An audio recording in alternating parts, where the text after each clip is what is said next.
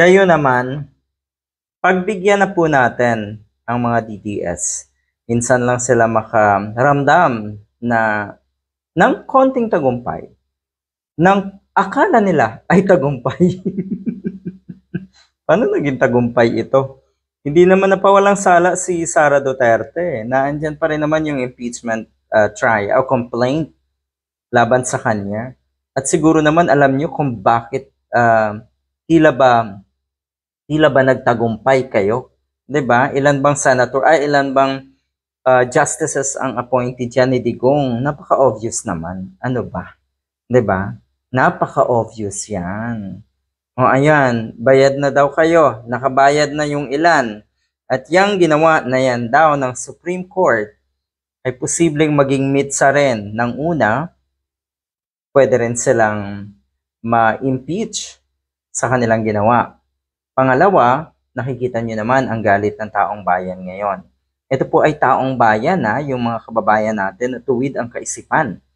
Hindi yung mga trolls sa social media. Totoong tao yung nagpapakita na ngayon ng kanilang galit sa ginawa na ito ng Supreme Court.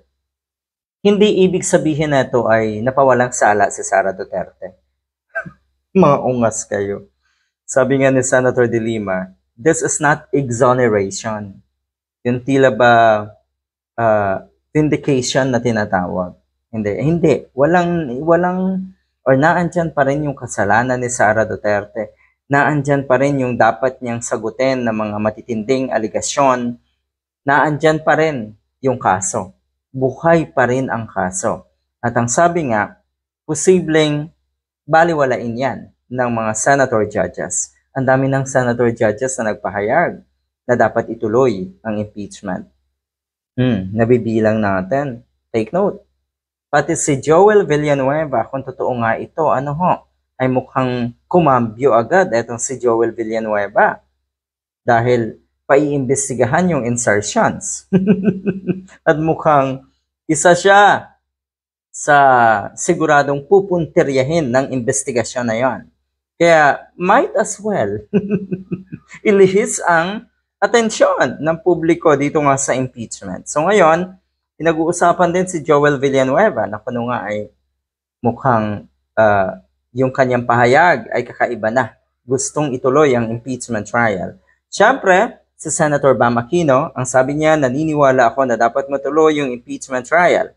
Yung mandato, tungkulin at kapangyarihan na nakasaad sa saligang batas ay nasa Senado at wala ng iba. Wala ng iba. Igalang daw ang desisyon ng Supreme Court.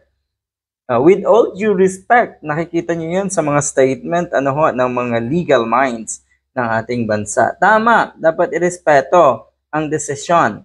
Pero, hindi ibig sabihin ay wala na ring desisyon ang Senado. Kasi kung tutuusin, magkapareho lang naman ata ng level ng kapangyarihan. Ang Kongreso, lower at upper house, ang legislative body, ang executive syempre, at ang judiciary, at ang Supreme Court nga. Ayan, naniniwala ang mas marami sa tingin ko. Alam niyo naman, sina Jingo, yan, sina Robin, si Bato, si Bongo, si Amy Marcos, yung iba pa. Pero kung titignan natin, paano kung manaig, mas marami ay yung mga senators na gustong ituloy pa rin at hindi na dapat antayin ang panibagong impeachment complaint kuno next year. Ano to? Ibig sabihin, pinalasap lang kayo ng akala nyo, mga DDS, ay panalo na kayo. Pinalasap lang to sa inyo. Baka nakakalimutan nyo rin na baka sakali or baka kaya nangyayari to ay mas matindi ang nag-aantay na posibleng mangyari kay Sara Duterte, Bongo, Bato de la Rosa.